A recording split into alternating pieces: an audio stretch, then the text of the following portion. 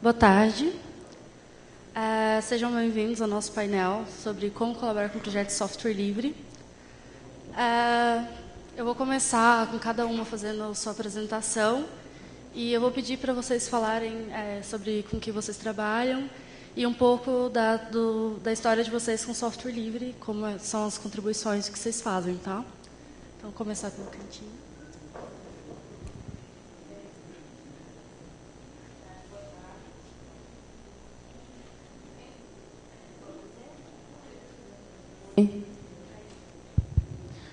Boa tarde.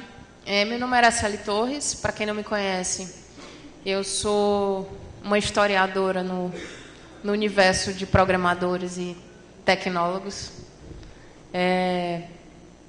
Meu envolvimento com o software livre começou por volta de 2007, quando eu estava na Universidade Federal do Piauí. Eu me formei em História na graduação, fiz mestrado em História e agora estou fazendo doutorado também em História. Mas todo esse percurso meu, desde a graduação até agora o doutorado, tem sido fazendo pesquisas sobre software livre. Então, assim, antes de eu me tornar, eu também faço parte da comunidade KDE, né? Sou tradutora, trabalho com promoção também, às vezes faço algumas artes, mexo com algumas coisas de arte. E antes de eu me tornar tradutora, ou de eu colaborar, fazer commits, de fato, para a comunidade KDE, eu comecei a contribuir, eu gosto de pensar que as minhas primeiras contribuições para o software livre foram relacionadas ao estudo da questão do software livre. Então, na minha área, principalmente, não é uma coisa muito estudada. Então, vocês imaginam quão esquisito foi chegar no curso de História e decidir fazer o TCC, fazer dissertação e fazer tese de doutorado sobre o tema, né? Meio estranho. Então, assim, como alguém falou aqui na palestra anterior, software livre é um pouco de desapego, né? Você trabalhar com software livre é um pouco de desapego. Então, eu poderia, como eu estou no campo da História, eu poderia estar trabalhando com outro tema mais próximo, assim, digamos, do que eu faço ou do que eu deveria fazer, né? Mas, assim, quando eu comecei a me envolver com software livre em 2007, eu pensei que, como não tinha muita coisa de pesquisa acadêmica sobre isso, seria meu dever, como ativista, como militante, talvez produzir alguma coisa ou ir atrás de alguma produção de outras pessoas e trazer isso à tona, e trazer isso para dentro da academia, ou investigar se tinha alguma coisa e eu não estava sabendo. Então, assim, eu gosto de pensar que a minha primeira contribuição foi nesse sentido, foi de produzir pesquisa e de criar pesquisa sobre isso, né? Então, eu fiz um TCC sobre software livre, defendi ele em 2009. Daí, em 2010, eu me tornei tradutora da comunidade KDE. Aí, sim, de fato, eu comecei a fazer commits em 2010 e comecei a contribuir mais com a mão na massa. Saí um pouco do campo mais das ideias e comecei a contribuir mais assim diretamente com as comunidades. Desde então, eu tenho trabalhado muito com a comunidade KDE. Em 2013, eu defendi uma dissertação sobre a história do projeto GNU. Quem quiser baixar também está no site da USP, né? Chama Tecnoutopia do Software Livre. Daí eu continuei. Ainda hoje eu estou na comunidade KDE, trabalhando como tradutora.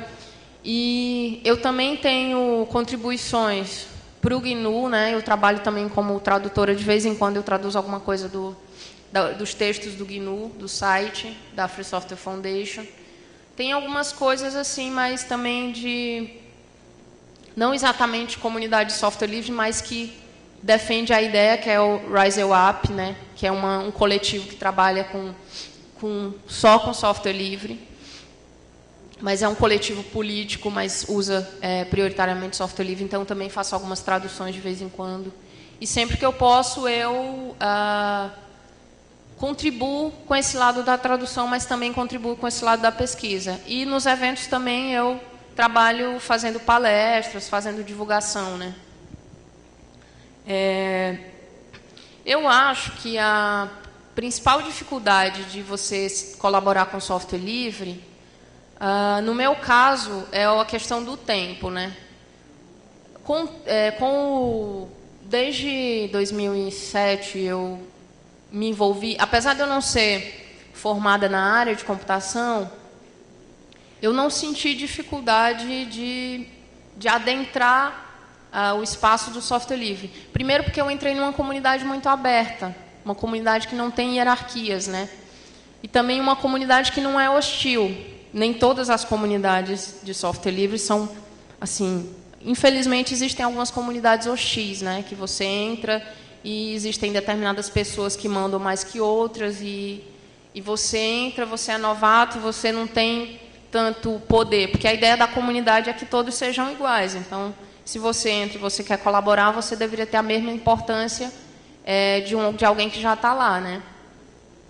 Então, eu não senti dificuldade em relação a questões técnicas, assim, em me tornar tradutora, por exemplo. O processo de se tornar tradutor, por exemplo, pelo menos no KDE, é um processo muito simples, não requer muito conhecimento técnico, né? Então, eu não tive essa dificuldade, essa barreira técnica em si. A dificuldade é em questão de tempo, né? Porque você fazer parte de uma comunidade é você doar parte do seu tempo para aquela comunidade. Então, acho que a maior dificuldade que eu tenho é arrumar tempo para participar de fato, porque não é só dizer eu sou de tal comunidade, ou eu faço parte, ou eu contribuo, sem de fato você colocar a mão na massa e sustentar aquela comunidade.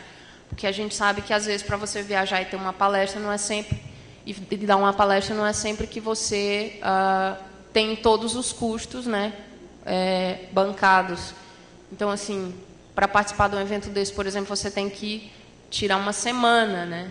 E aí é difícil, às vezes você trabalha, se estuda, e aí eu acho que a questão do tempo é o que mais pega, assim, para mim, porque você tem sua vida, né? Então você precisa de doar parte da sua vida tem sua família, tem os estudos, tem um trabalho. Então você precisa doar parte da sua vida para aquilo ali, para aquela comunidade. Então você tem que gostar muito daquilo que você faz, né? Então às vezes eu me pego deixando de fazer certas coisas que eu tenho a obrigação de fazer para poder, sei lá, participar de um evento desse, ou fazer alguma coisa para o KDE, ou traduzir algum texto, traduzir algum software que precisa ser traduzido. Então, assim, a questão envolve muito amor mesmo pela comunidade.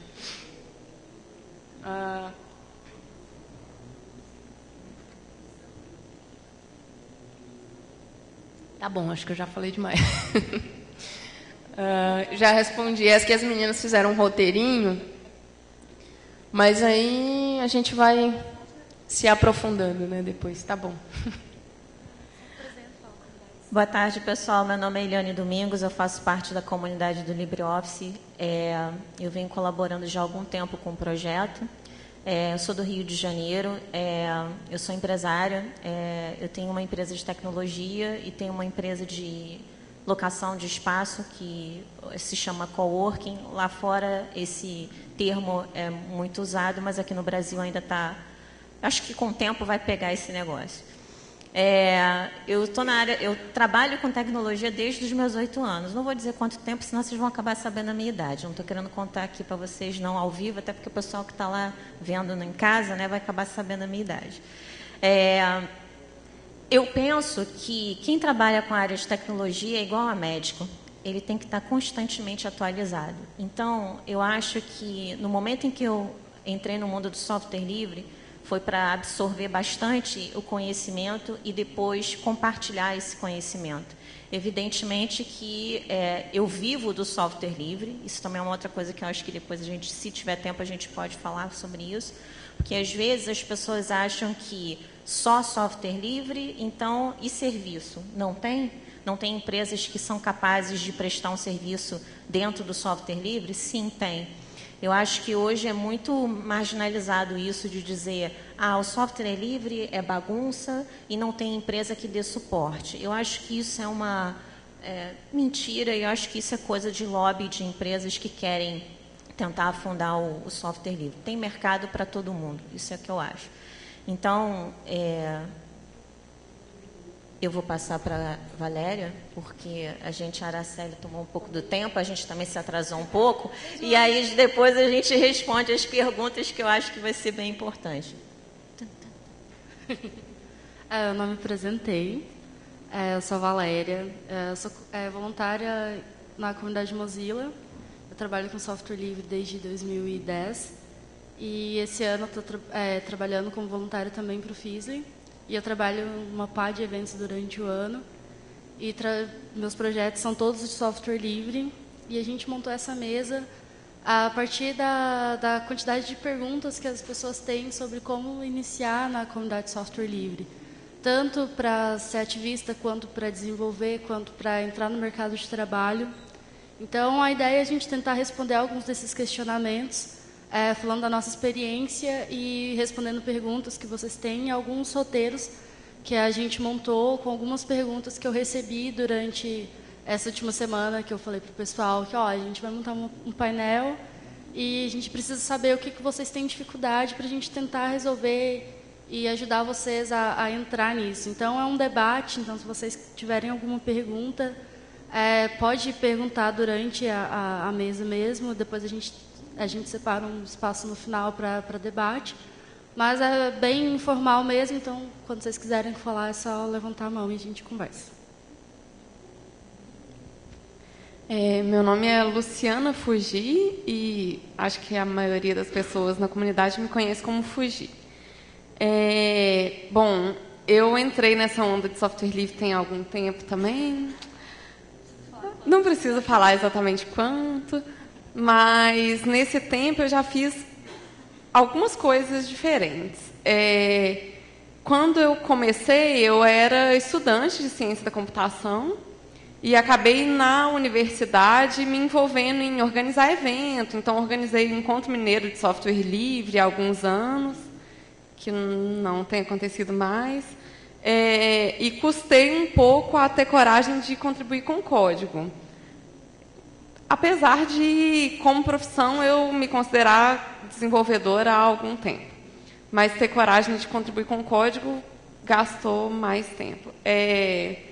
Eu até já dei uma palestra uma vez, algumas vezes, na verdade, mas a primeira vez foi no Feasly, que era como contribuir com software livre. E o meu objetivo era convencer as pessoas a não demorar tanto quanto eu para começar a contribuir com o código. Deu mais ou menos certo, algumas pessoas ficaram animadas. Eu, na verdade, comecei a desenvolver algum software livre quando eu desenvolvi o software de streaming do Feasly. Eu trabalhava para uma empresa que fez o software do Feasly por demanda. Assim. A gente era uma empresa de várias coisas, entre elas desenvolvimento, era hardware livre também. A gente fez o que na época era o SLTV, agora é o Landel. E com isso eu comecei a trabalhar um pouco com o GStreamer. E depois disso eu acabei me envolvendo um pouco. Eu fui contribuidora do Gnome, participei de um programa parecido com o Google Summer of Code, que era o Gnome Outreach Program, hoje é o Outreach. Fui mentora do GSOC, arrumei um emprego para uma consultoria de software livre que fazia basicamente... Nossa expertise era saber muito de open source, na verdade, né? Era um negócio, assim. E hoje em dia... e esse ano estou de volta a organizar evento, estou participando da organização do Feasly, junto com a Valéria, que esqueceu de falar também. Eu fico oscilando entre as coisas, assim. E, sei lá, em algum tempo, quando o trabalho estava meio chato, era legal contribuir para um projeto legal, com desenvolvimento. Aí, quando o trabalho está muito técnico, é legal contribuir para evento que tem uma parte humana e acabo conhecendo pessoas e acaba sendo um pouco de lazer, porque fazer mais código, quando eu estou fazendo muito código, às vezes é chato. Enfim, eu vou oscilando entre as coisas. Oi, eu sou Daniela, eu sou o quê? Eu sou desenvolvedora de software. Eu comecei a contribuir quando eu quer dizer, eu conheci o software livre quando eu estava na faculdade. Eu estudei na UFBA, que é a Federal da Bahia, computação. E lá, quando eu entrei, não tinha muito investimento na faculdade, tem um tempinho. E aí as máquinas não tinham... A gente não tinha máquina para usar. Assim. Aí uns voluntários se organizaram para montar os laboratórios de informática. E aí eles usavam LTSP e só tinha Linux nas máquinas. E aí, quando a gente tinha que fazer alguma coisa na faculdade, a gente era obrigado, na verdade, a usar software livre, porque não tinha outra opção na faculdade, pelo menos. Aí foi quando eu conheci o software livre, e aí eu gostei da ideia. E aí, eu acho que no primeiro semestre ainda, eu migrei totalmente do software proprietário para o Debian. Não era o Debian, né? Não lembro qual era. Acho que era Kurumi ou Calango, alguma coisa assim. Mas eu comecei a usar software livre. E aí, só que eu tinha problemas para começar a contribuir com o software livre. E eu achava que ninguém merecia ver meu código.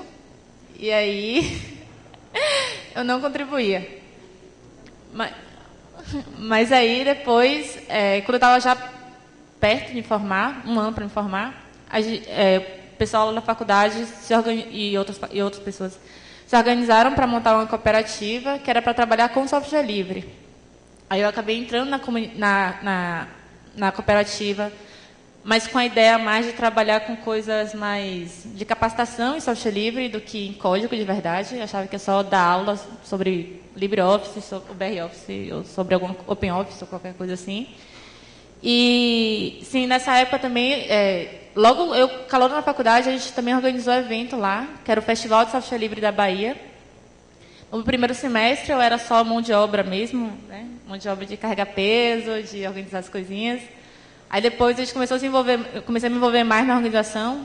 Acho que tiveram 4 edições do evento. Era um evento bem legal que tinha lá na Bahia, que tem um tempo que não tem. Mas aí quando eu entrei na cooperativa, eu achava que eu só ia dar curso, essas coisas. Mas aí começou a precisar de pessoas para fazer código. Que a gente começou a receber serviço e precisava de gente para executar. Aí eu tive pessoas que me inspiraram e me incentivaram a falar, não, Daniela, vá lá que você consegue. Não é difícil, não. Só você fazer o que você sabe fazer.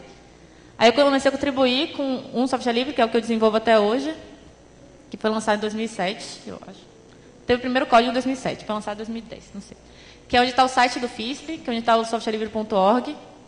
E aí eu desenvolvo o Nosfero, que é a plataforma para rede social, que o site do FISP usa.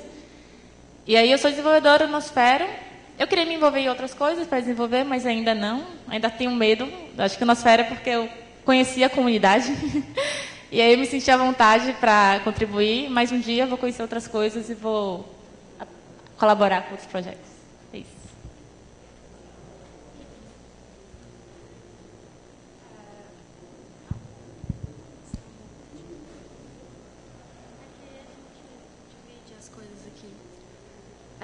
Como a gente tem uma mesa formada por pessoas que trabalham em coisas bem diferentes, eu vou pedir para vocês falarem como foi a primeira contribuição de vocês, qual foi o sentimento que você teve, qual foi a cagada que você fez, porque a gente já saca das coisas porque às vezes a gente pensa que todo mundo dá certo de primeira e não é verdade, assim, a gente começa fazendo merda, isso é normal. E até falando sobre contribuição, eu sou desenvolvedora e eu dificilmente contribuo com código em algum projeto, porque eu trabalho com isso o dia inteiro e, como a Luciana falou, quando você enjoa de uma coisa, você faz outra. E eu já faço isso o dia inteiro e eu tenho muita preguiça de ficar fazendo isso também. Então, eu acabo trabalhando mais com produção, com ativismo e com outras coisas. Então, a gente colocou aqui como seu primeiro commit, mas não necessariamente um commit. Então, a sua primeira contribuição, de fato, como que você chegou, o que você fez para a comunidade em geral. Então, a Araceli já falou um pouco sobre essa parte dela, então eu quero que você fale mais como você se sentiu, assim, o que aconteceu, como é que foi a experiência dessa primeira vez. Bom, a Daniela falou 2 coisas extremamente importantes sobre contribuição. A primeira é vergonha, né? Todo mundo tem vergonha de se mostrar, né? Seja mostrar seu código, seja mostrar aquilo que você faz, seja se mostrar aqui na frente, assim, fazer palestra. Então, para contribuir para o software livre, você tem que não perder essa vergonha. Sim, porque a própria ideia do software livre não cabe isso, porque você vai ter que colocar o seu código lá e vai ter milhares de pessoas que vão poder dar palpites e isso vai ser para melhorar o seu código, né? Então, assim, vai ser para uma coisa melhor. Então, não tem que ter vergonha, porque seu código, se ele for ruim, ele não vai ficar lá ruim, porque a ideia do software livre é uma coisa sempre sendo aprimorada.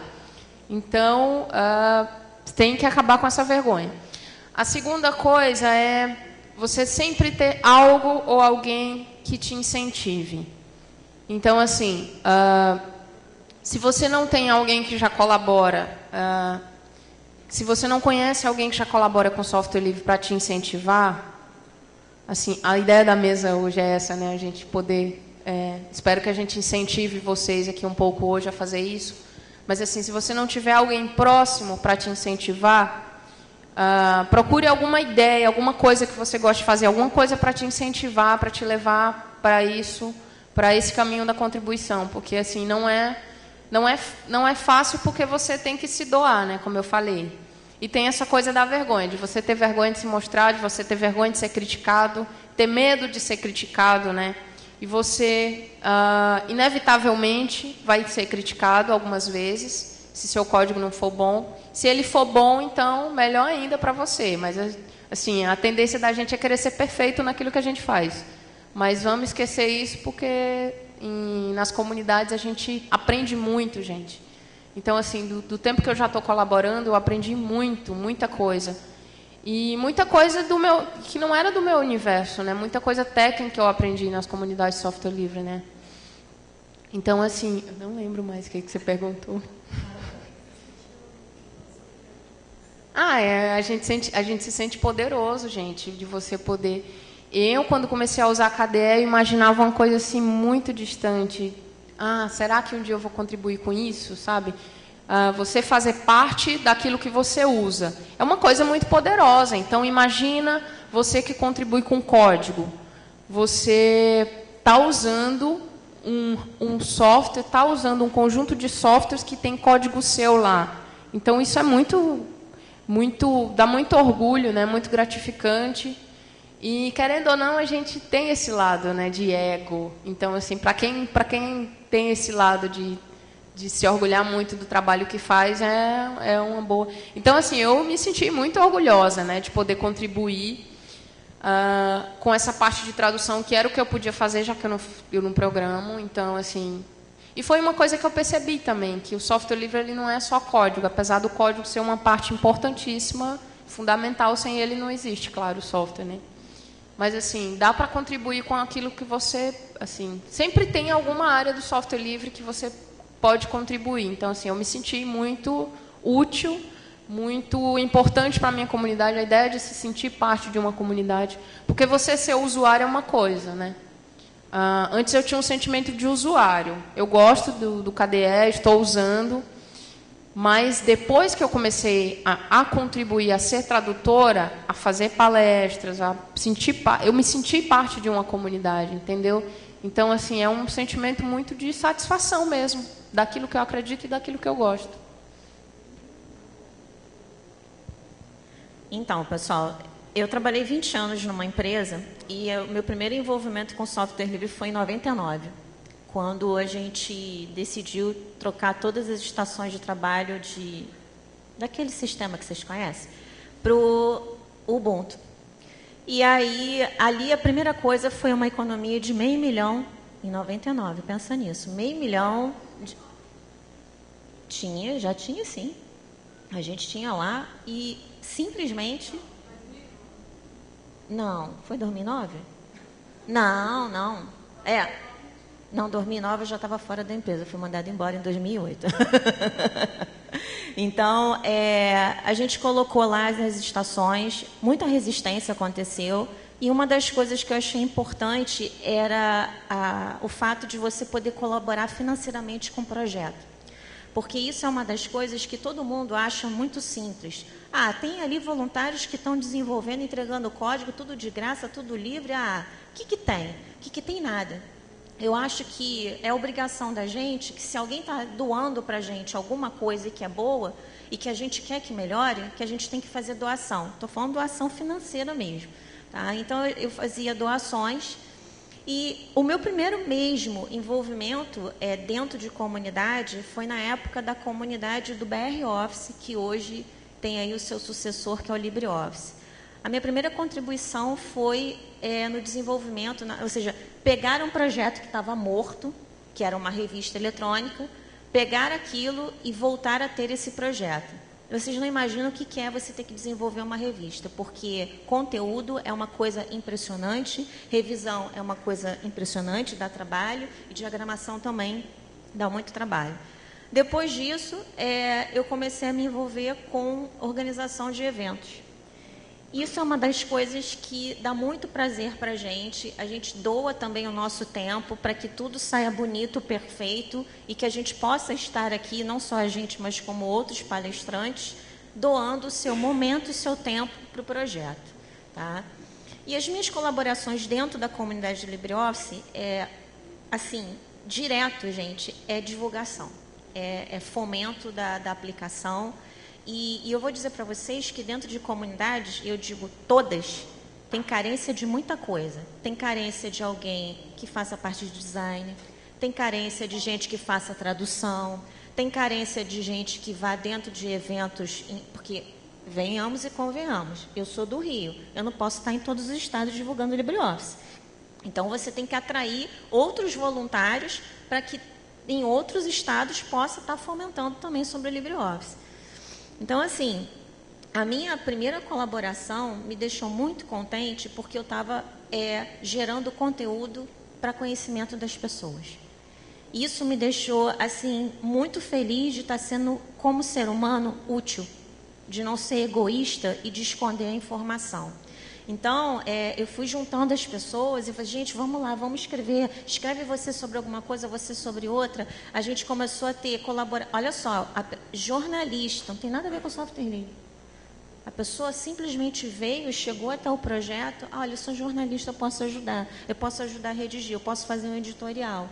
Então, às vezes, as pessoas têm medo de colaborar com um projeto de software livre porque acha que ela se limita a desenvolvimento. E não é. Tem muito trabalho a ser feito. Você tem que pegar, você tem que divulgar, você tem que pegar, traduzir, você tem que pegar... Eu, por exemplo, vou dizer para vocês que eu arranco o cabelo. Porque eu gerencio blog, eu gerencio um fórum, eu gerencio um portal, eu venho a eventos e por aí vai. Além disso, eu tenho a minha empresa, eu tenho minha família, vocês imaginam, né? Então, é assobiar, chupar cana, tocar gaita, tudo ao mesmo tempo.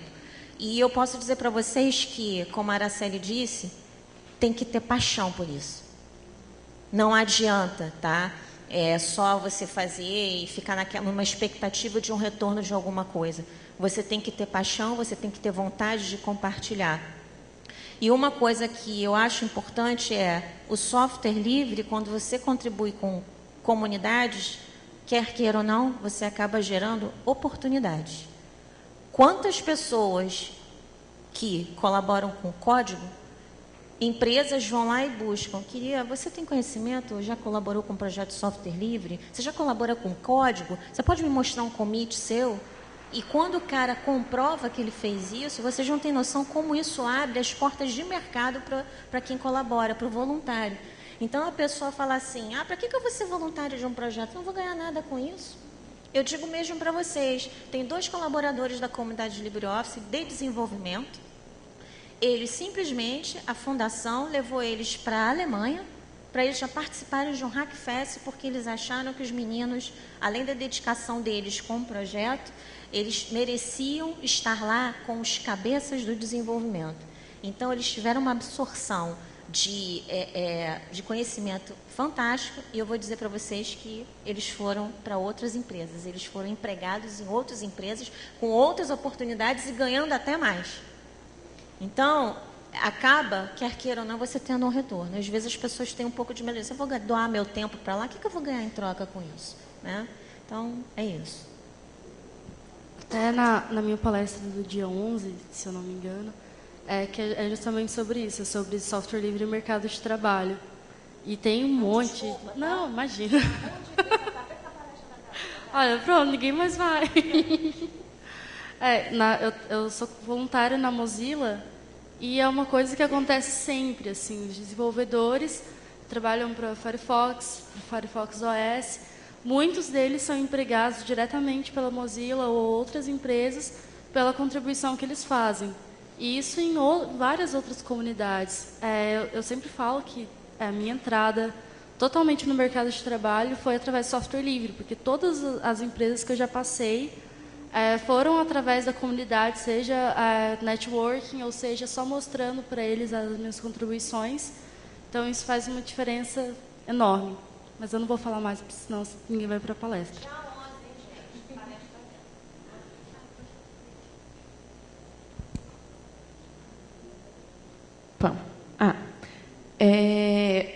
Eu meio que já falei. A minha primeira contribuição mesmo foi organizando evento, mas eu acho que todo mundo imagina mais ou menos como que é. Eu vou responder a pergunta do meu jeito. A minha primeira contribuição para um projeto upstream foi uma contribuição para o Gnome. E existia uma pressão. Por quê? 2 semanas antes do prazo acabar, eu descobri do Gnome Outreach Program. E para fazer a inscrição, você tinha que definir o que você ia fazer durante 3 meses e fazer uma contribuição inicial, que era para mostrar que você conseguiria trabalhar no projeto. Eu falei, 2 semanas. Vamos lá, vai dar tempo, vou conversar com as pessoas e eu quero participar desse negócio. Aí o primeiro passo para contribuir para o projeto que eu queria era o Tease, que eu queria contribuir, que é um programinha de webcam tipo Photobooth, que tira foto com a sua webcam, aplica efeitos e umas coisas do tipo. Usava GStreamer, eu já tinha olhado o código um pouco para ver como ele fazia certas coisas quando eu estava trabalhando no Landel. Eu achei que ia ser tranquilo. Foi muito difícil, muito difícil. Nessa época, o Gnome estava mudando para Gnome 3. Então, mudou o GTK de GTK2 para 3 e, basicamente, todas as bibliotecas. Aí, a primeira coisa que você faz quando você vai contribuir com um software é pegar o código e construir. Para construir o código do Tease, eu construí o Gnome inteiro, usando o JHBuild. Existe uma ferramenta para te ajudar e tal. Deu uns 50 paus até chegar no Tease, que eu tive que consertar um por um. Eu estava achando que era a coisa mais difícil do mundo fazer uma contribuição. Não é possível que é sempre tão difícil, eu não vou dar conta, se eu não estou conseguindo fazer a primeira contribuição, como que eu vou fazer meu projeto?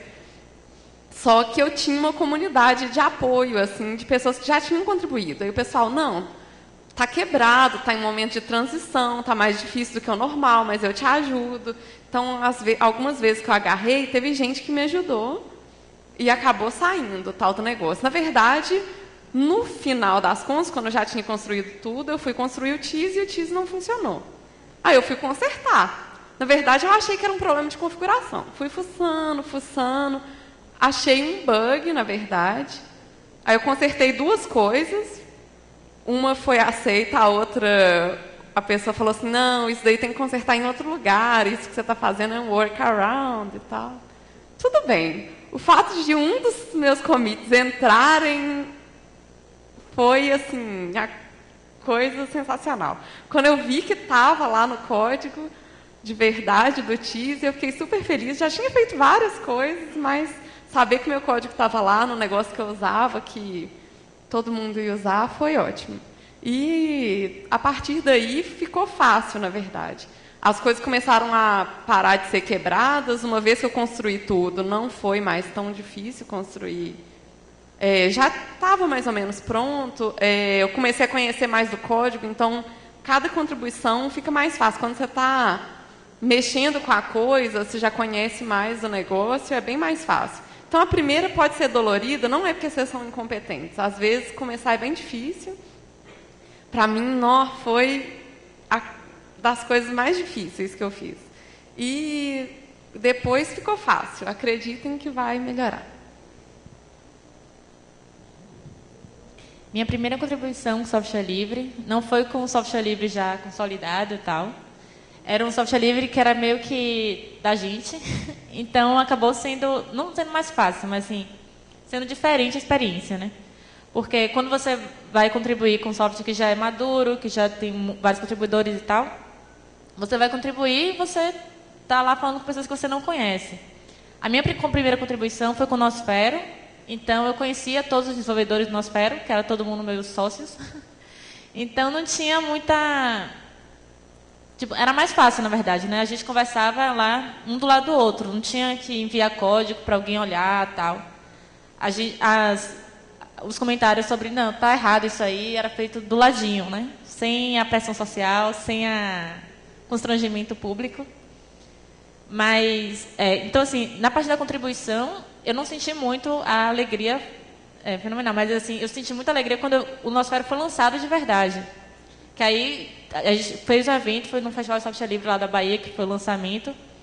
E aí, quando foi lançado, que eu vi pessoas de fora da empresa utilizando o software, de fora da comunidade utilizando, aí eu fiquei bem feliz, que foi, poxa, uma coisa que a gente fez lá, as pessoas estão usando, que massa. Mas, recentemente, na verdade, eu fiz a primeira contribuição com um software que não era com o Nosfero, que foi no KDE, que foi no evento que teve lá em Salvador. E aí eu fiquei bem feliz quando eu recebi o aviso lá que tinha entrado no código. Porque, assim, quando você está fazendo com seu coleguinha, você fala, não, ele colocou porque ele vai com a minha cara, assim. Mas quando eu mandei lá, mesmo tendo sido a pessoa do meu lado, é bem legal você sentir que uma coisa que você fez foi para... Tipo, vai ajudar outras pessoas e vai servir para outras pessoas também.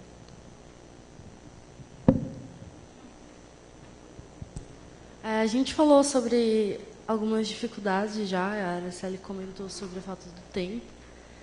E eu ouço muito que é tanto a vergonha, que a Dani falou, e a falta de tempo.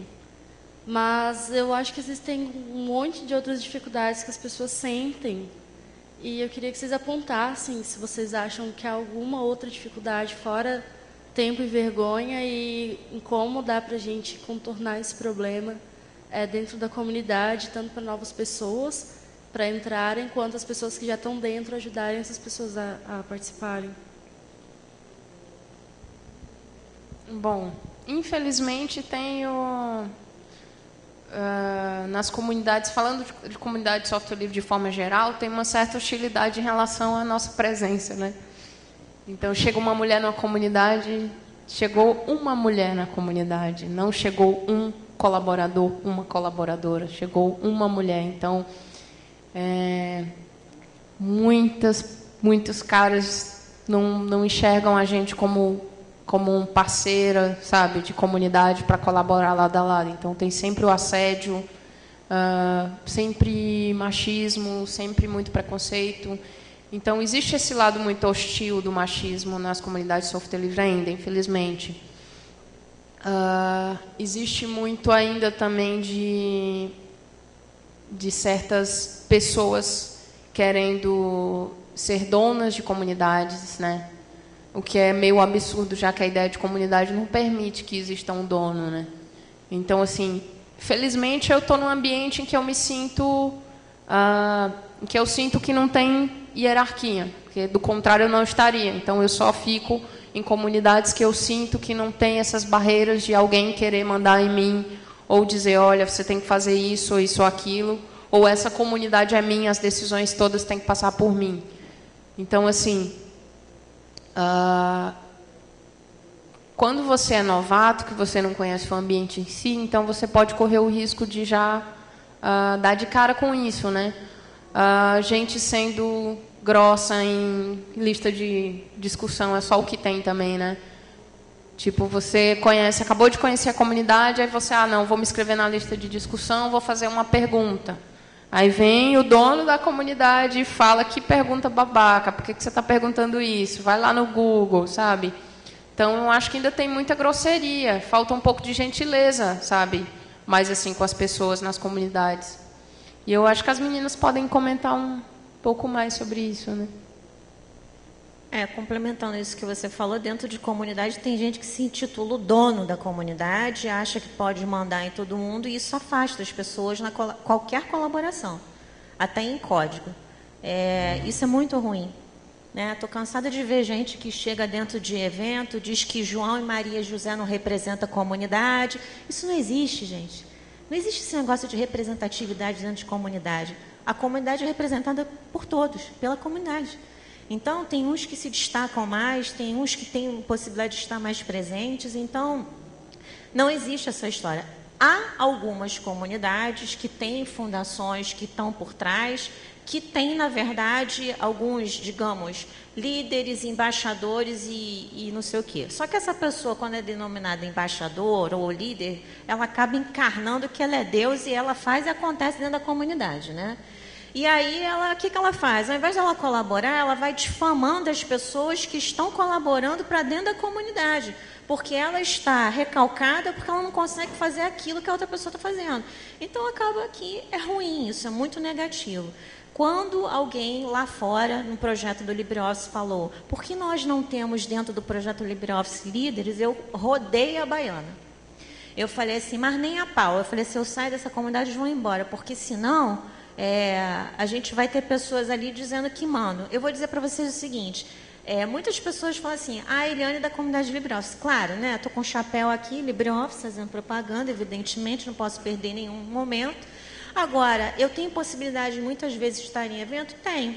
Mas vocês estão achando que em Santa Catarina, em Porto Alegre, não tem outras pessoas, Curitiba, Minas?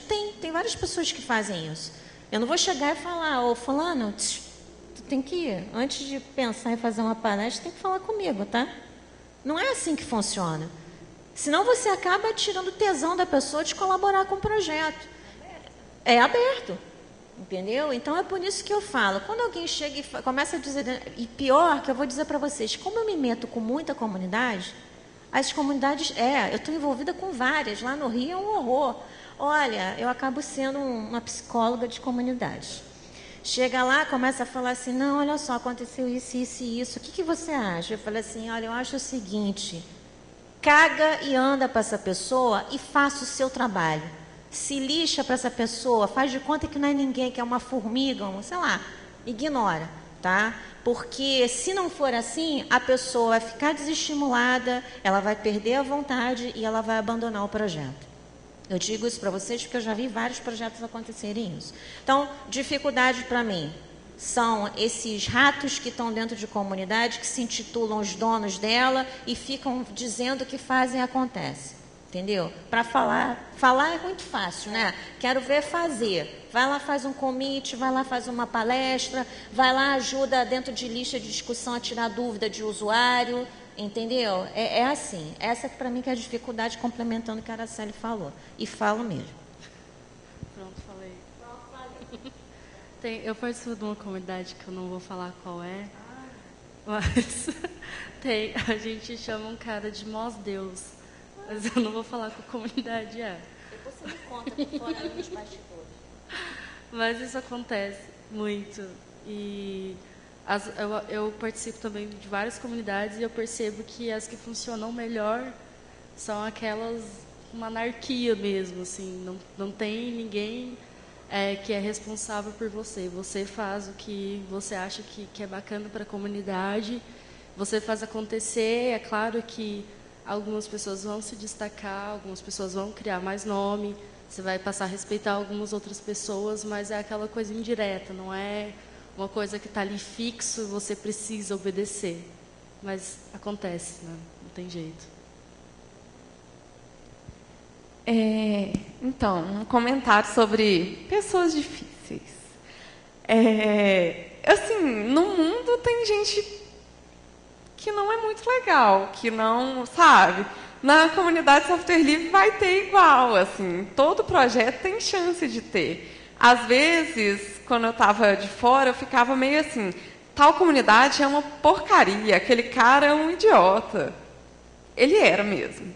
Mas quando eu comecei a participar mais do Gnome, por exemplo, eu vi que a comunidade quase inteira era legal e a maioria achava o cara que eu achava babaca de fora, babaca também. Então, assim, sabe, o cara está lá, ele contribui com o código, ele responde na lista, ninguém concorda, não, entendeu? Ele não é o dono.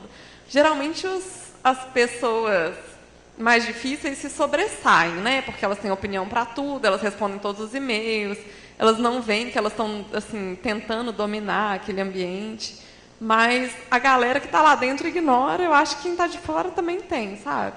Agora, assim, realmente não precisa contribuir justo com o módulo que o cara é mantenedor, porque eu não quero lidar. Então, ele pode estar lá na discussão grande sobre que é uma coisa do projeto inteiro, falando o que foi, eu ignorar, mas eu não fico lá tentando, aceita meu patch aí para o cara me tratar mal, eu não preciso me sujeitar. Mas, assim, não precisa desconsiderar a comunidade inteira porque tem um cara que é estourado. Senão, na verdade, ninguém ia contribuir com o Linux, né? Porque o Linux mesmo não é uma pessoa, assim, de vez em quando ele tem seus momentos e tal. E mesmo dentro da comunidade, o pessoal já discutiu com ele para ele ser um pouco mais amigável e tal. Então, essa coisa de pessoas difíceis... Claro, assim. É muito engraçado, tem uma figura na comunidade brasileira de software livre, que eu também não vou falar quem é, óbvio. Tá virando uma fofoca. Eu não vou contar, e se alguém disser que eu falei, eu vou falar que é mentira. Mas as outras comunidades olham de fora e pensam assim, nossa, esse cara é um idiota, cara babaca. Mas aí quando a gente está de dentro, a gente vê, cara, ele é até idiota, concordo, mas a gente respeita a idiotice dele, porque ele é massa. Então, é muito engraçado essa dinâmica, assim. A gente sabe que o cara é babaca, mas é do coração, então tá tudo bem. Enfim, outras dificuldades, além de pessoas difíceis, eu acho que alguns projetos têm muita dificuldade, o Gnome tem dificuldade com documentação. Então, o pessoal faz Hackfest, uma das coisas assim que a Gnome Foundation mais tenta patrocinar e incentivar é o tal do pessoal que vai documentar, principalmente para desenvolvedor. Porque para usar até que é tranquilo, mas como que você desenvolve em tal coisa? Como que você começa? Às vezes é um negócio muito aberto, assim, e para quem está começando é difícil. No Gnome, o jeito de começar antes era assim... você pode contribuir para o Gnome em qualquer linguagem que você quiser. Tem coisa em Python, em Vala, em JavaScript, em C, em algumas coisas em C++ também. E se você quiser fazer em outra coisa, tudo bem.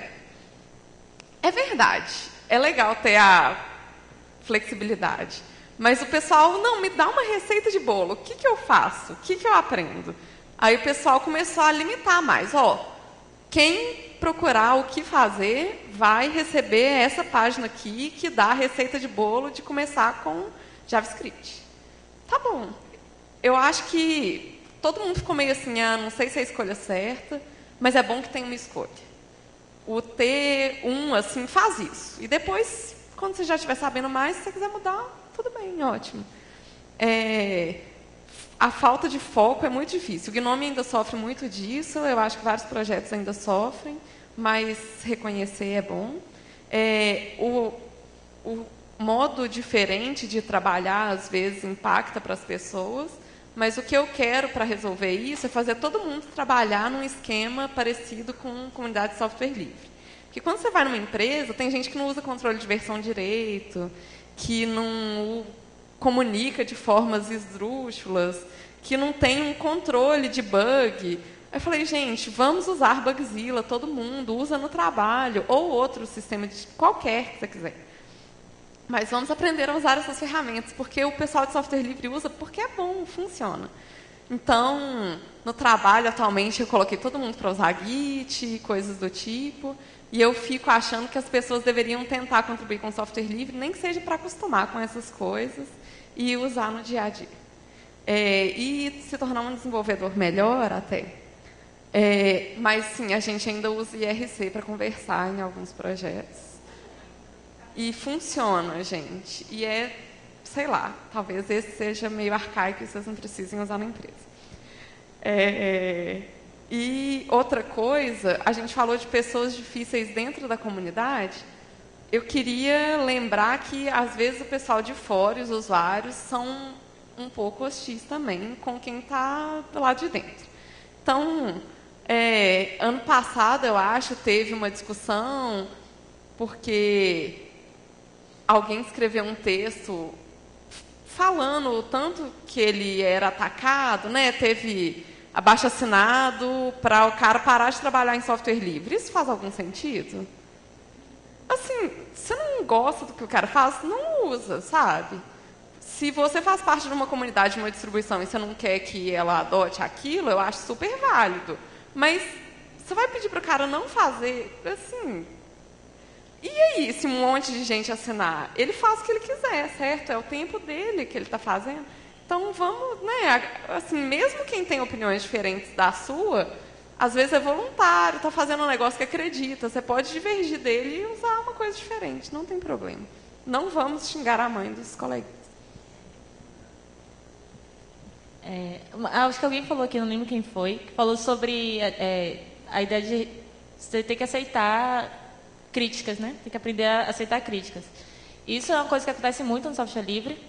Eu acho que uma dificuldade que pode ter é que, por exemplo, quando você contribui com código, você contribui por texto, né? Você não liga para alguém e conversa com eles normalmente. Então, você coloca lá seu código e a pessoa comenta seu código, né?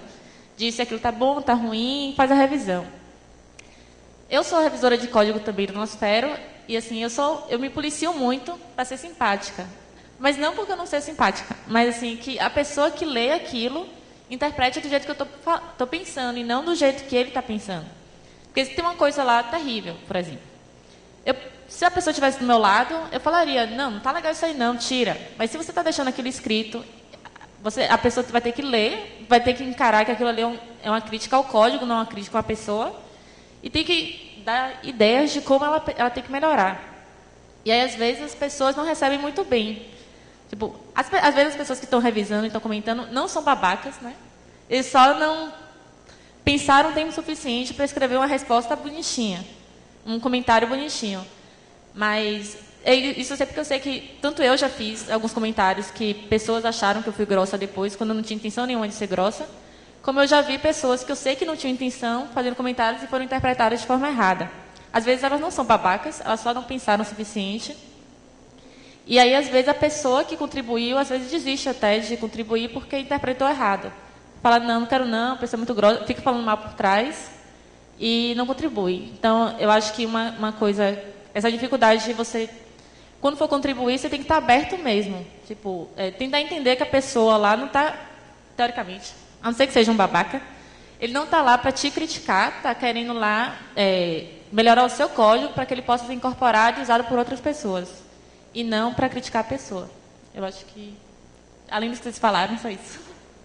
É aquela coisa assim, não alimente os trolls. Então, não dê atenção pro cara babaca.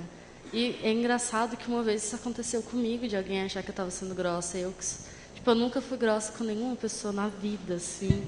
E aí um cara falou, ele não falou pra mim, obviamente, mas aí ele saiu comentando com uma parte de pessoas que eu tinha sido muito grossa. Aí eu grossa? Que absurdo! E aí eu fui falar, cara, me desculpe, não foi minha intenção. Aí agora todo e-mail tem que colocar aquele monte de emoticãozinhos, assim, corações, balões de amor.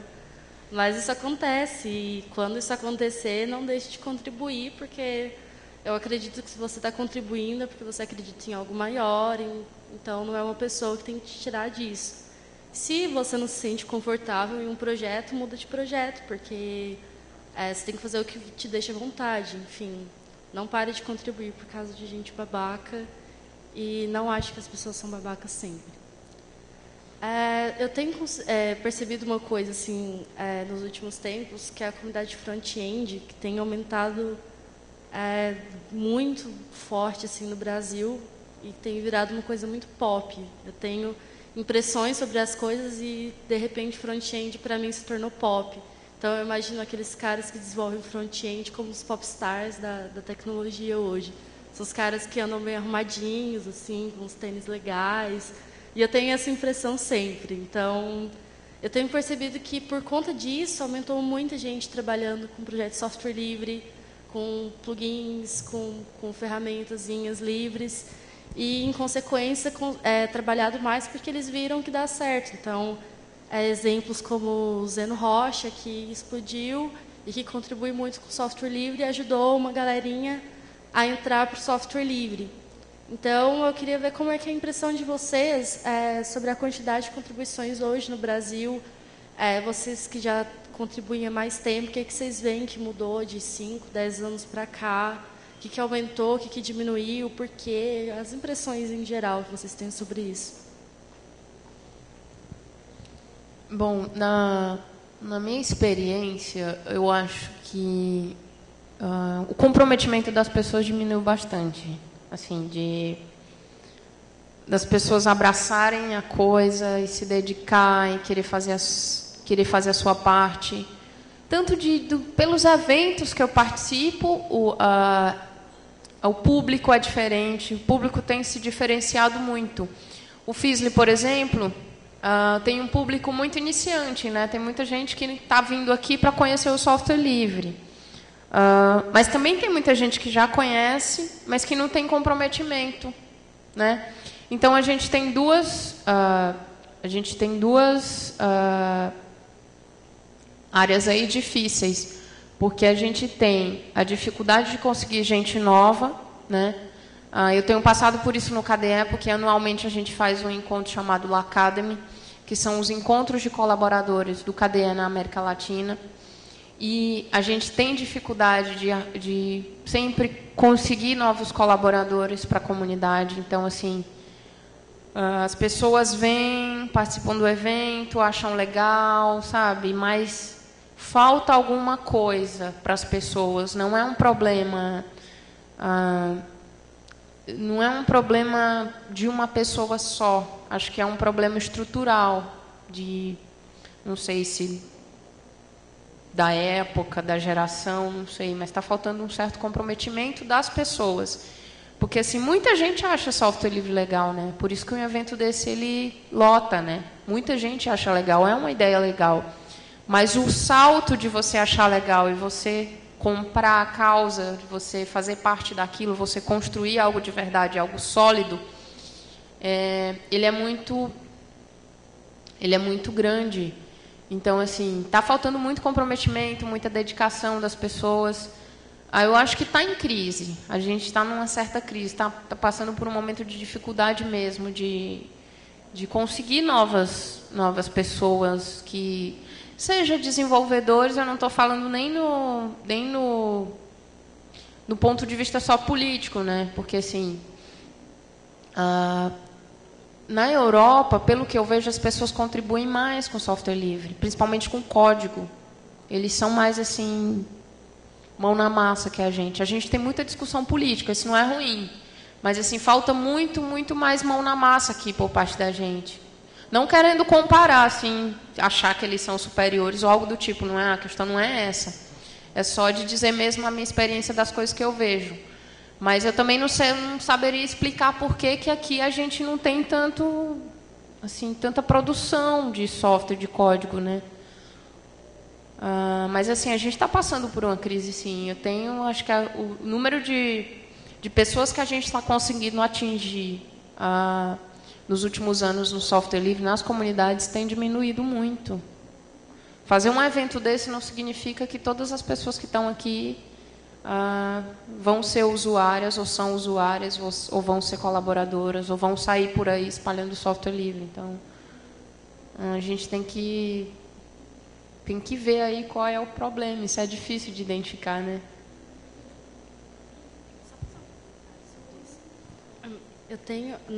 Eu sou uma pessoa apaixonada pela comunidade, assim, e foi bem amor à primeira vista. Então, desde quando eu entrei de cabeça e já, eu preciso fazer isso para a minha vida.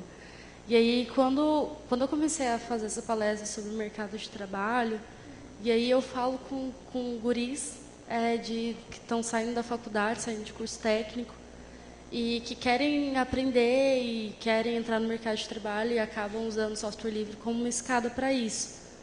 Mas eu sempre falo muito da parte de filosofia, de software livre, a parte de ativismo, a parte de comunidade mesmo, que é muito além de fazer código.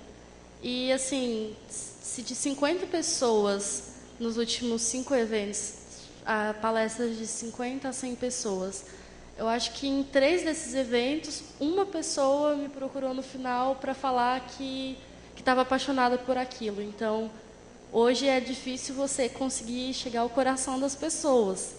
Então, eu acho que essa é a maior dificuldade, porque a pessoa não cria uma relação com o software se ela não for apaixonada. Ela pode contribuir um tempo, porque acha bacana, mas se ela não ama aquilo, ela não vai fazer isso por muito tempo. Ela vai fazer enquanto for interessante para ela. E aí, isso eu acho que é muito mais complexo, né, do que a gente pensar em formas de como só jogar a pessoa lá dentro, como fazer a pessoa se apaixonar por isso. Na verdade, é um ótimo tema para um painel também, como fazer uma pessoa se apaixonar por software livre. Já fica a dica. Sim, é. Bom, com relação à colaboração, eu vou dizer para vocês que eu acho o Brasil, é horrível. Não, é chato, mas é o seguinte, muita gente fala, levanta a mão e diz assim, eu vou fazer, vou acontecer, vamos junto, tamo... Ai, eu odeio quando fala assim, tamo junto. Aí você vê que você está no barco sozinha, né? Fazendo tudo, tocando um evento sozinho, mas na hora que tirar a foto, gente, aparece todo mundo.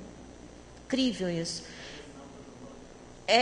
Assina protocolo de intenções, mas eu queria dizer o seguinte, com relação à contribuição, eu acho que não é só pessoa, nós aqui não, eu acho que empresas precisam colaborar também.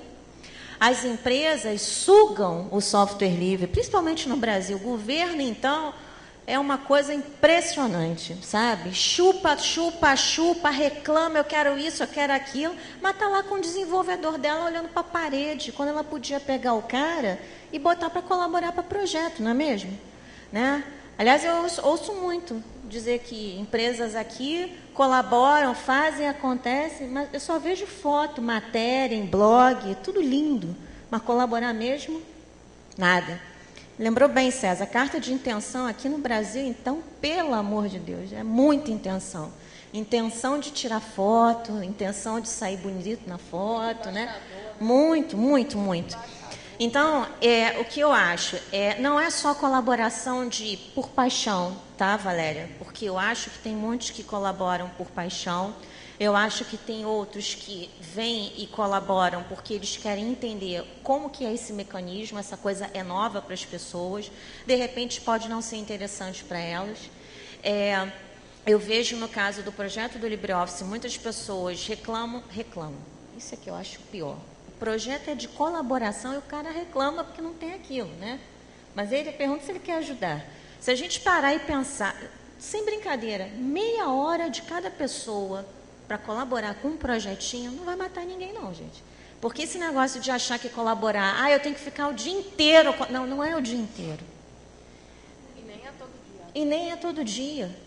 Então, uma das coisas dentro da comunidade, eu vejo na internacional, por exemplo, que documentação, os caras lá têm uma paixão por documentar. Está em inglês. Agora, e passar isso para o português? Nem com o Google Translator tem gente que quer ajudar, viu? Só reclama, olha, tinha que traduzir isso, viu? Era bom de fazer aquilo, viu? Sim, então, por que você não... Una-se a gente... Junte-se a nós, vamos fazer aqui juntos, né? Então, eu digo para você, tá, Valéria, que no caso do LibreOffice e outros projetos no Rio de Janeiro de comunidade, eu vejo muita reclamação, muita gente querendo mais, mas ela também não faz por onde. Às vezes ela pode nem tem condições de ajudar, mas indica alguém, sei lá, olha, na minha empresa, alguma coisa. Eu sei que tem empresas que têm muitas pessoas que estão ociosas, e aí elas podiam ajudar com os projetos, não é não? É isso. Eu acho que no Brasil, uma negação para colaboração. Eu acho, sim, lá fora, no exterior, a colaboração come solta, e eu vou falar, eu fico com inveja de ver que os caras se doam, e digo mais, eles ganham dinheiro também com isso. Né? Porque isso eu vou falar na minha palestra. Não vou poder falar aqui agora, não, que senão vocês não vão na minha palestra amanhã. Mas é possível, com colaboração, com doação, você fazer muita coisa. Mas eu só vou falar isso amanhã, tá? Eu nem estava pensando nisso, mas quando a Eliane falou, tem uma coisa no Brasil, parece que a galera quer desenvolver softwares do zero. Então, ao invés de contribuir para uma distribuição que já tem muito contribuidor, que pode ser a melhor distribuição do mundo, se você for lá e consertar o problema que você acha, não, vamos fazer uma distribuição brasileira. Aí fica uma porcaria, depois não tem gente para manter, não sei mais o quê. Aí vem o pessoal, não, gente, mas é uma distribuição brasileira, você tem que apoiar. Por quê? Qual que é a vantagem de ser brasileiro, gente? Vamos contribuir para o que está estabelecido, sabe? Existe localização, localização é para isso, para ter a distribuição disponível em português, né? Uma distribuição que já tem mais gente para colaborar, que vai continuar, que não vai ser trabalho jogado fora. A gente não precisa ter o nosso feito do zero para, sei lá. Eu acho que o principal motivo é fazer a propaganda de que, olha, mas a minha empresa desenvolveu isso, o meu laboratório dentro da universidade desenvolveu uma distribuição. Eu vou dar mais moral se vocês colocarem gente e contribuir a alguma feature. Enche a boca e falando, a gente adicionou tal no instalador do Fedora, do Debian, enfim. Então, eu acho que, às vezes, o pessoal tem boa intenção, mas vai para o lugar errado. E por isso que não vai para frente, aí a pessoa não vai contribuir mais depois. Uma coisa, eu fico meio em dúvida se está aumentando, se está diminuindo. Cada hora eu tenho uma percepção. Uma coisa que eu percebi que aconteceu um pouco no mundo tem menos contribuidor para distribuição e desktop. Então, a Araceli participa do KDE, eu participo do Gnome, a gente vê que no mundo mesmo, mingou, no Brasil mais ainda, contribuição para esse tipo de projeto. Em compensação, a web tem muita coisa livre aparecendo, assim. Mas tem muito desenvolvedor de framework. Só framework de JavaScript apareceram 5 no ano passado, sei lá. 4 feitos por empresa, 1 feito por conta, sei lá. A minha impressão é de que eu não consigo mais ficar por dentro de todos os disponíveis. E a maioria é livre. Sei lá, o esforço está migrando para esse lado. O bom é que tem muita coisa livre. E eu acho que, assim, pelo menos comparado com quando eu comecei, que é bastante tempo atrás, o pessoal está até contribuindo mais com o código. Mas é uma coisa menos de comunidade. Assim, o cara trabalha com aquele framework, aí o negócio incentiva ele a fazer os próprios módulos, e quando alguma coisa fica legal, o cara vai lá e contribui. Só que essas pessoas nunca vêm ao FISLE, a gente não conhece e tal. Então, de alguma forma, a gente está com mais contribuidores de código no Brasil, mas menos pessoas participando, chamando gente nova, palestrando. Falta a comunidade, o senso de software livre mesmo. O cara está interessado no Django, no sei lá o quê. É muito interessante esse abismo que tem entre essas duas coisas. Uma coisa é contribuir com softwares livres ou open sources, e outra coisa totalmente diferente, com outra temática muito diferente, que é ele contribuir com a comunidade. Então, eu trabalho com desenvolvimento e é muito comum o cara tá usando um framework, sei lá, Bootstrap, e aí ele acha um bug ou acha uma funcionalidade para adicionar, ele adiciona, bota no GitHub, e, de repente, o cara não faz a mínima ideia do que é software livre, do que é comunidade, quem está fazendo aquilo ou aquilo outro.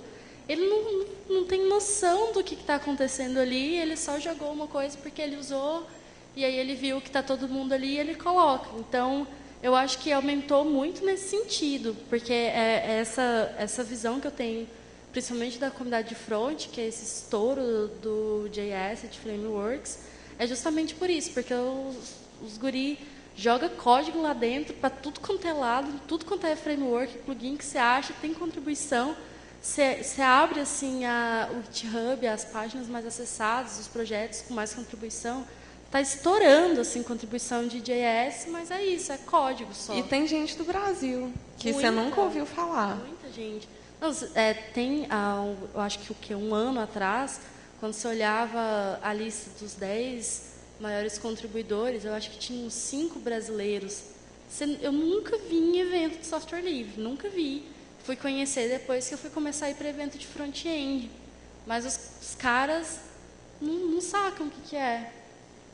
É muito engraçado. Eu não sei, eu fico pensando como retomar assim, o senso de comunidade e fazer as pessoas se interessarem a criar uma comunidade daquilo. E não precisa ser de software livre, pode ser daquele software livre, mas para trazer contribuidores, para trazer, enfim. Assim, acho que as coisas estão mudando, né? Talvez não precise ser igual era antes, mas definitivamente está diferente.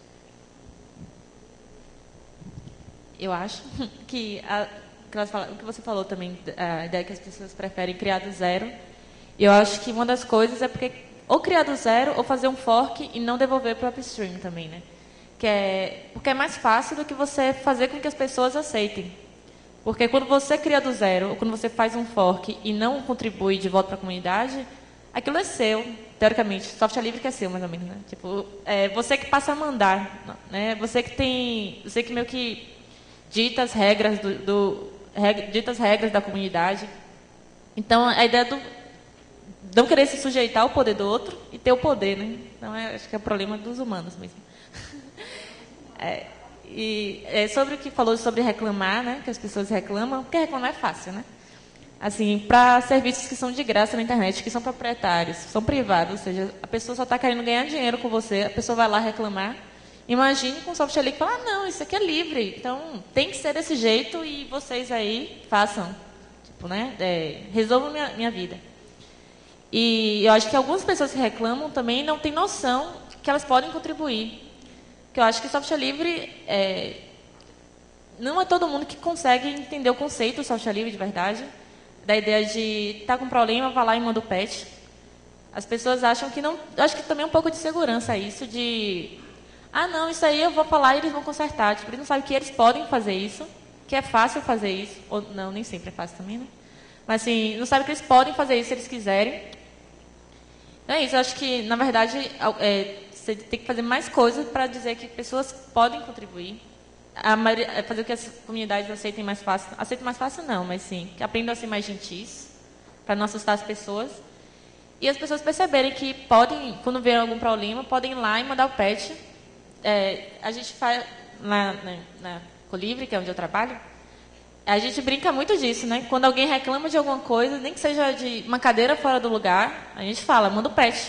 Vai lá e conserta, não é para ficar reclamando. Tipo, tá lá tudo disponível, você pode mudar e consertar as coisas, não precisa ficar pedindo para ninguém, esperando ninguém.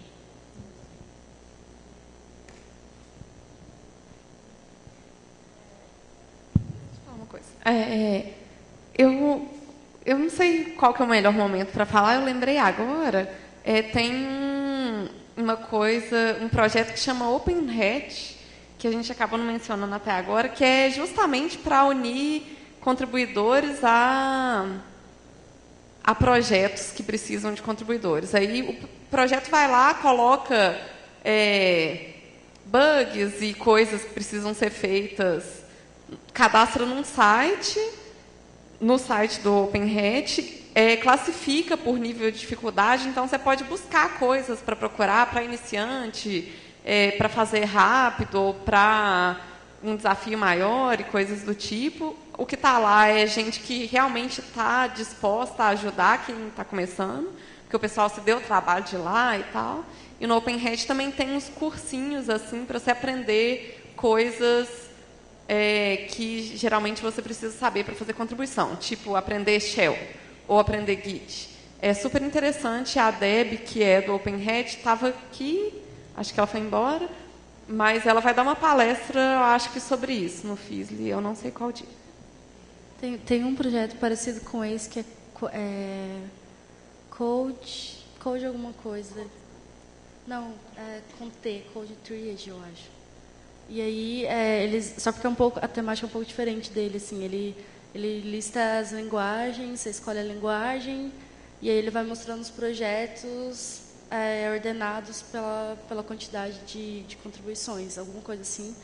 E aí, na campus de Recife, eu vou estar trabalhando com esse projeto. A gente vai fazer um hackathon da Mozilla, fazendo um fork desse projeto para a gente criar a versão brasileira dele. Então, já fica a ideia também para quem estiver por lá, a gente trabalhar em cima disso.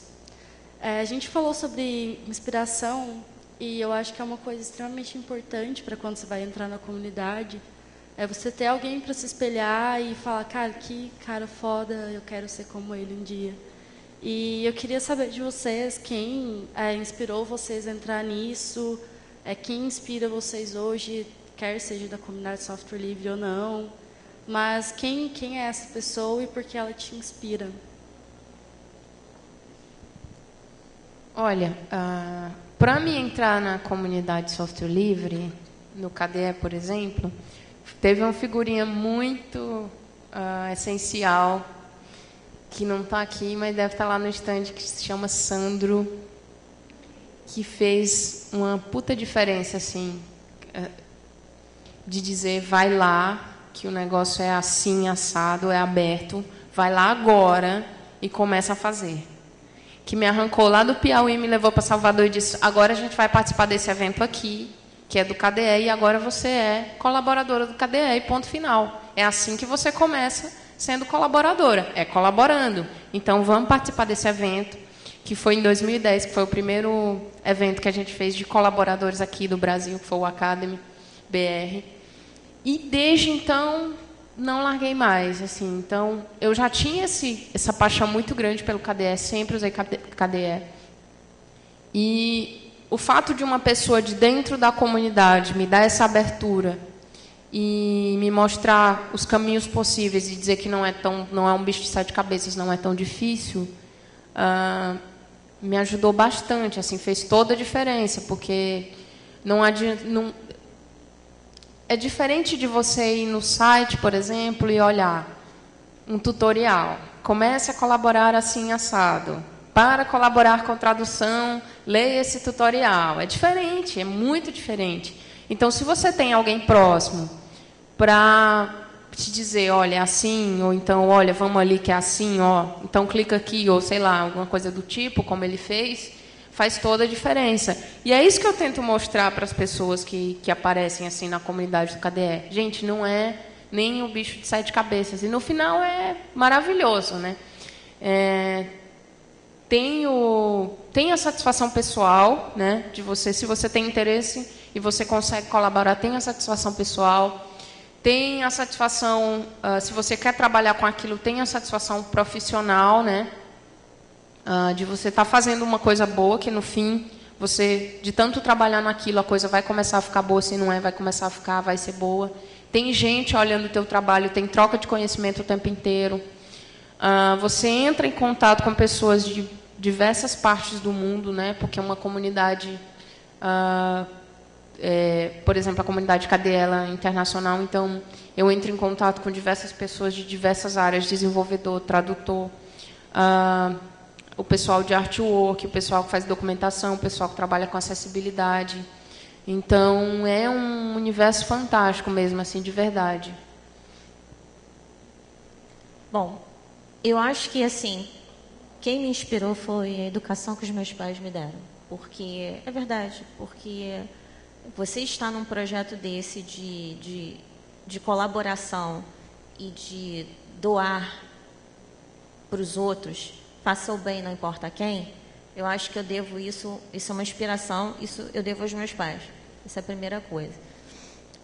A segunda, assim, dentro desse projeto que hoje eu estou engajada, é uma coisa horrível, não consigo largar esse projeto, uma coisa que me consome. Eu acho que uma pessoa que me inspirou muito a entrar no projeto na época, que foi o BR Office, foi o Olivier. Eu não sei se vocês conhecem, mas quem usar LibreOffice aqui, esse cara que traduz o software desde a sua existência lá do OpenOffice. E ele faz isso voluntário. E eu o conheci em 2008, 2009. E eu acho que foi o fato dele ter essa dedicação com o projeto, esse compromisso.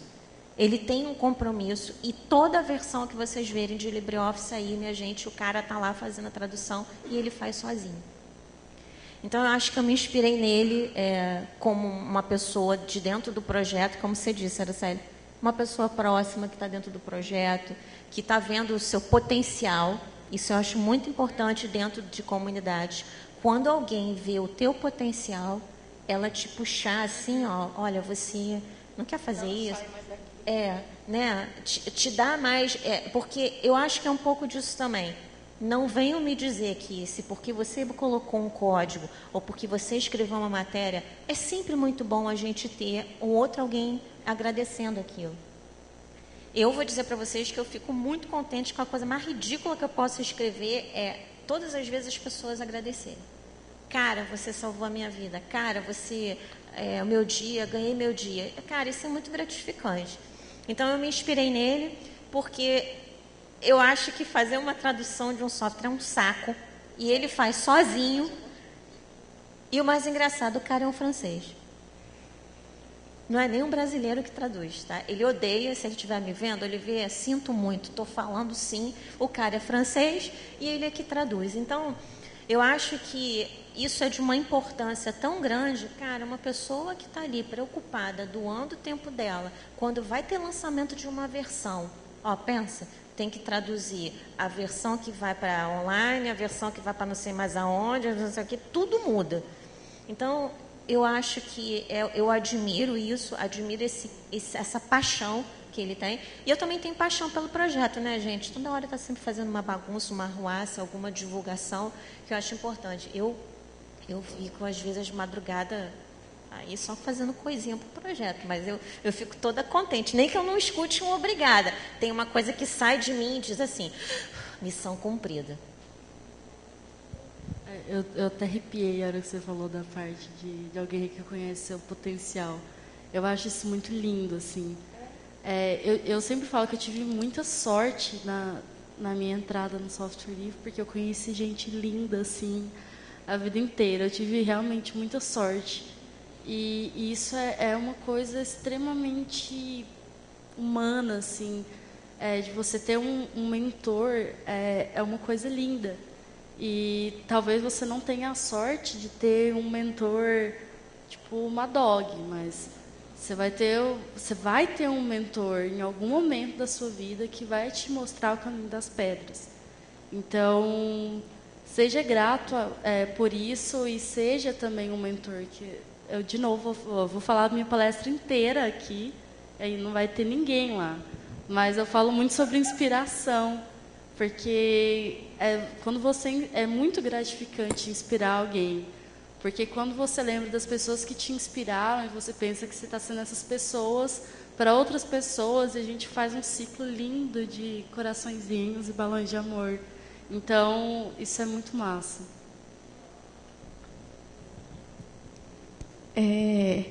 Bom, as pessoas que me inspiraram quando eu comecei foi gente próxima, o pessoal da faculdade, professores, sei lá. Mas essa pergunta, Valéria, é muito difícil e eu fiquei pensando pessoas. E eu decidi falar de pelo menos alguém que está aqui. Porque eu chorei uma vez. Essa pessoa que eu decidi falar chama Karen Sandler. Ela vem para o FISLE, ou veio, não sei, está aí. Ela vai dar, acho que 3 palestras. E teve uma vez que pessoas que eu conhecia, eu já conhecia quem ela era. A Karen, ela foi Executive Director do Gnome. Ela hoje acho que é Executive Director também do Software Freedom Conservancy, que é uma instituição que é tipo a casa legal assim para projetos de software livre. Então, faz o trabalho burocrático dos projetos, protege o direito autoral deles e coisas do tipo. Ela é advogada e ela faz pro bono, já fez e tal, para Free Software Foundation, para Software Freedom Law Center. E eu conheci ela a primeira vez porque ela tem um podcast sobre software livre. E o foco é software livre. Eles não conversam sobre projeto especificamente. É muito interessante, eu aprendi muito sobre licença, direito autoral, patentes e coisa e tal, escutando esse podcast. Aprendo até hoje, quando eu escuto, a discussão é super alto nível. Então, já era uma pessoa que eu respeitava. Mas eu não costumo assistir palestras muito básicas sobre software livre, porque eu já assisti muitas na minha vida. Então, eu vivo assistindo uma ou outra, eu não procuro, sei lá, para assistir isso em casa, o vídeo da palestra.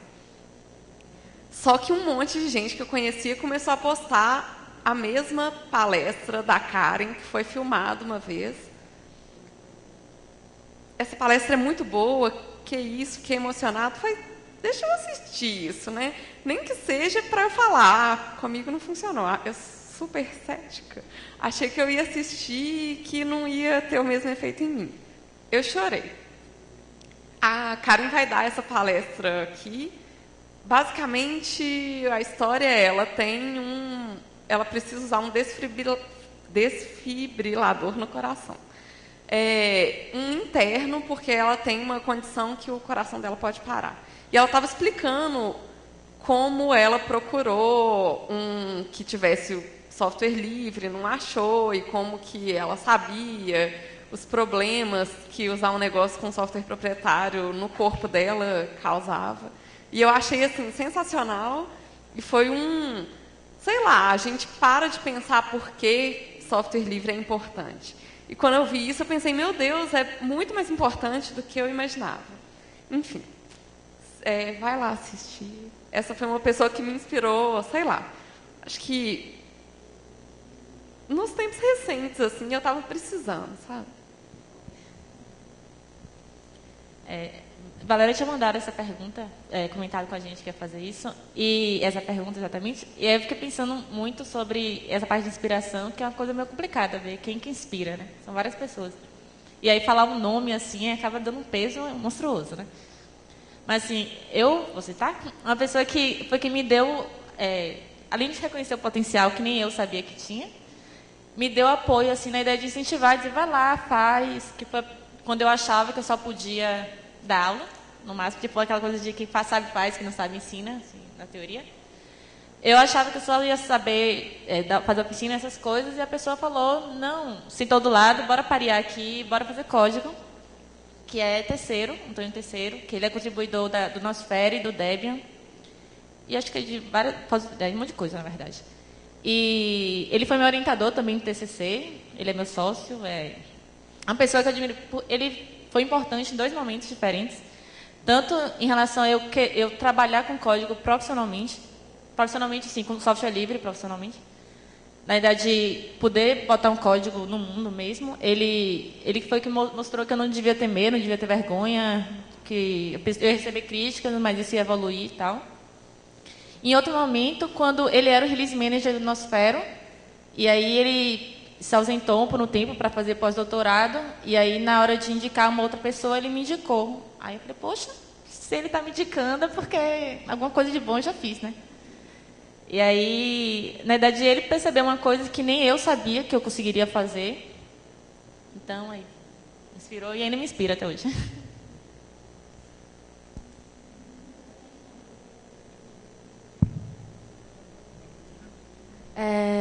Para a gente dar uma pincelada antes de encerrar, faltam 20 minutos, e para a gente ter um tempinho para conversar no final, eu vou pedir para cada um de vocês darem 3 dicas sobre como contribuir com software livre, porém sem repetir o que a outra falar. Então, sejam criativas.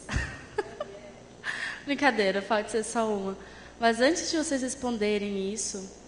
Tá, eu vou deixar isso para o final, porque talvez enrole um pouco, porque é uma pergunta mais complexa. Então, cada uma fala uma dica sem repetir a do coleguinha, então. A minha dica é simples e direta, persistam. Isso é o que é necessário para você ser um colaborador de software livre. Pode ser persistam? Olha, eu diria que espiem, né? Eu estou querendo dizer, sintam, frequentem uma comunidade, escolham uma comunidade e frequente, observem, tá? Porque dali você pode nascer muita coisa dentro de você, como a Daniela falou, às vezes até ali pode sair uma pessoa que possa ser uma inspiração para você. Às vezes não necessariamente alguém precisa te dizer, mas às vezes você acompanhando um movimento de uma comunidade, você pode se inspirar. Então, escolham uma e observem e se inspirem.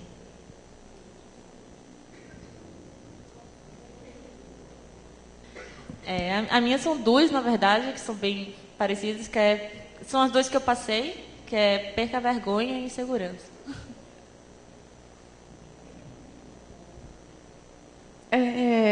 Não sei, tudo isso aí.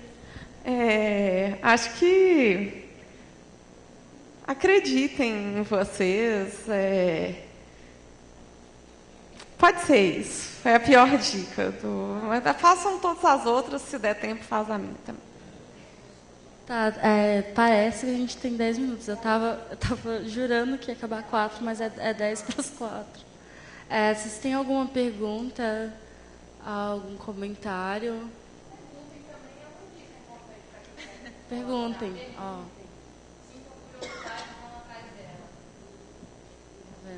Vocês ouviram 2 horas e não vão perguntar nada.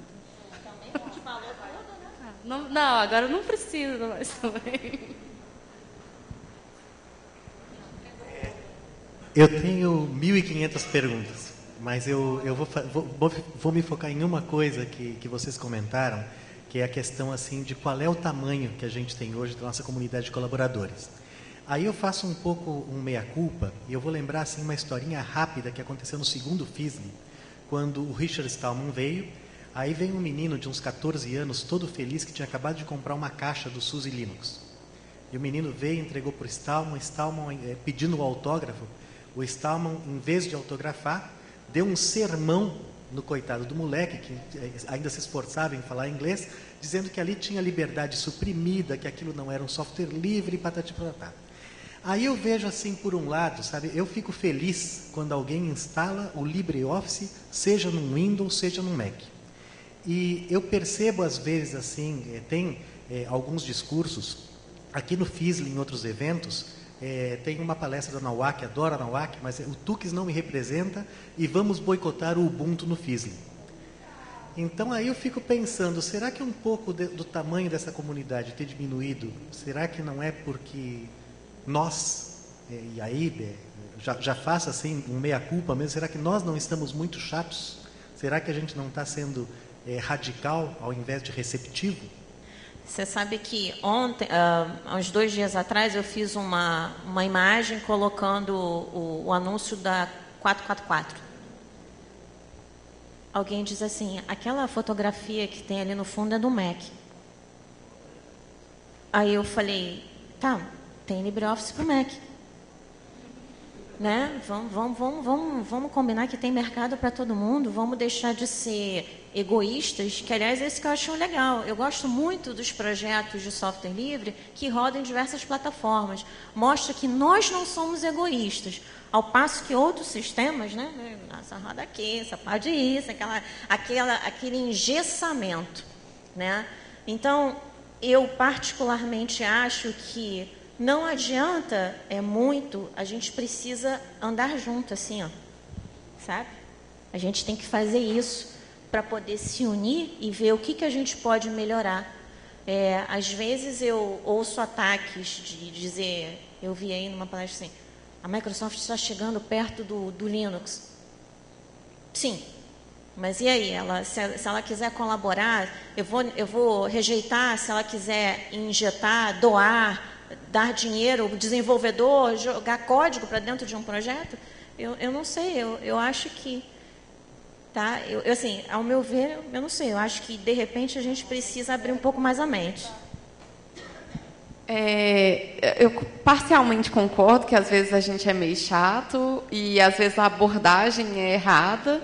Por outro lado, no início a gente não sabia direito o que a gente estava defendendo, talvez.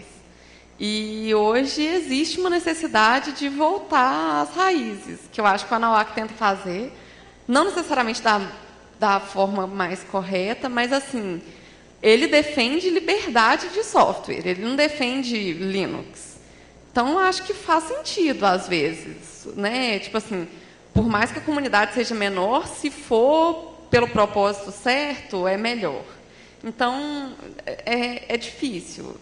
Assim, às vezes tem que ser um pouco mais chato ou esclarecer as coisas. Não tem problema os outros serem fãs de Ubuntu, mas a liberdade é uma coisa diferente.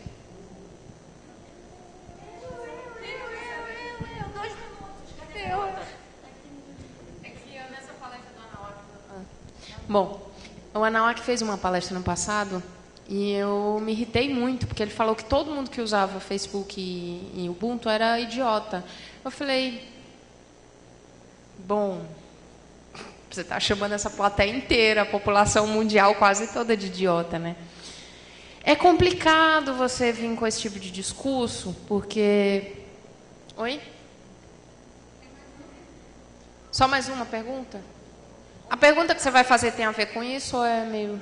Não, né? Tá, então deixa eu falar rápido. Assim, eu amo o Stallman, ele, pelo gênio que ele é, por tudo que ele criou, enfim, pelo GNU, por tudo, né? Mas, assim, tem um problema de comunicação no que o Anauak faz, né? Eu acho que ele está certo na mensagem, mas ele está errado em como ele faz a coisa toda, né? Assim... Sim, mas a pergunta não é o Anauak. Qual era a pergunta?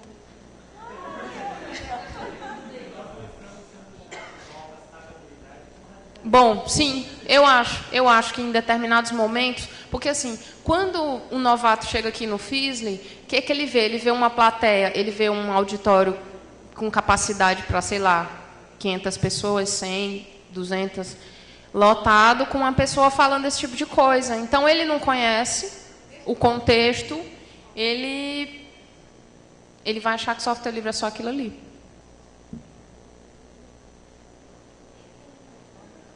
Alô?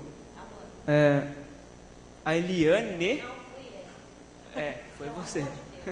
Você comentou sobre a contribuição... Tá ouvindo? Agora? Você comentou sobre a contribuição das pessoas perante o código livre, né?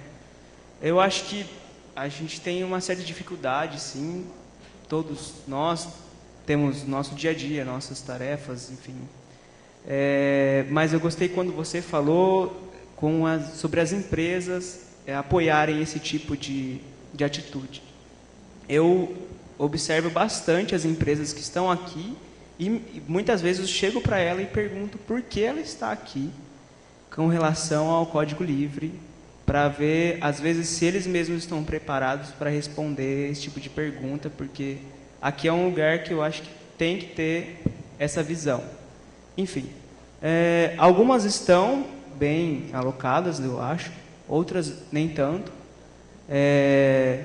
Mas o que eu quero dizer é o seguinte, muitas vezes isso acontece de fato, de pessoas estarem paradas, ociosas no trabalho, esperando entre um projeto e outro, e vai para algum treinamento, aquele treinamento que é só para você ocupar seu tempo ali, né? E que eu acho que poderia se envolver com algo de software livre para a pessoa se desenvolver ao mesmo tempo. Enfim, essa é uma observação que eu já vi acontecer dentro de empresas que eu acho muito interessante, porque acaba criando até uma cultura com a pessoa em si, sobre quando ela está ociosa, ela pode até contribuir nesse período. Outra coisa, eu queria saber de vocês, se vocês participam de algo parecido dentro dos locais de trabalho de vocês, se tem algo com essa visão também, e se vocês têm alguma ideia ou sugestão para quem, por exemplo, está aqui e quer que esse tipo de atitude dê certo da empresa também, porque a gente, querendo ou não, a gente faz parte quando a gente está trabalhando, a gente faz parte da empresa e a gente tem a opinião, de certa forma, quando temos alguma oportunidade. Então, às vezes, a gente pode criar essa cultura, às vezes, dentro dela. para a contribuição. Eu não sei se você estava aqui desde o início da palestra, mas assim, eu tenho uma empresa de tecnologia que é titiquinha assim, ó, coisinha assim, pequenininho. Mas uma das coisas que eu faço como iniciativa é, quando o cliente pede para a gente desenvolvimento em torno do LibreOffice, nosso contrato diz que o código tem que ser devolvido para a comunidade. Isso é uma forma da empresa estar colaborando. Ela está pagando alguém para fazer, mas nós que vamos desenvolver, impor que aquilo tem que ser devolvido para a comunidade, é algo que é uma baita iniciativa. A Luciana citou um negócio aqui que eu acho de suma importância. Eu acho um saco quando tem 308 milhões de softwares, quando podia todo mundo fazer um esforço para um que já existe e todo mundo junto ter cada vez melhor um software. Tá? Me irrita bastante isso. Assim, uma dica minha é essa, que eu faço na minha própria empresa. A gente tem o nosso lado colaborativo, quando a gente colabora com código, e tem o lado profissional, quando alguém contrata a gente, dentro do nosso contrato está escrito assim, eu quero que você mexa na rebimboca, não sei o quê, blá, blá, blá. Legal, só que assim, ó, a gente vai devolver para a comunidade. Aí todo mundo tem acesso. Essa é a forma que eu acho que a empresa pode fazer. A ociosidade dentro de empresa, principalmente pública, sinto muito dizer, é muito grande. E essas pessoas poderiam ser direcionadas para projetos, e digo mais a você, isso daria uma baita visibilidade para a empresa se assim ela fizesse. Nosso tempo acabou, então eu agradeço a presença de vocês. Não vai dar tempo da gente abrir para mais perguntas, mas como é o primeiro dia do evento, vai estar todo mundo espalhado por aí. Então, dá para conversar depois e a gente se encontra por aí. E todo mundo vai ter atividade, está rolando um ciclo de painéis de mulheres na tecnologia, que vão ter palestras durante todo o evento. Não vai dar tempo de mostrar para vocês e falar sobre eles, mas olhem na programação e vai ter umas palestras bem interessantes, tá? A gente vai entregar uns panfletos ali atrás, então, com a programação. Então, muito obrigada, até mais.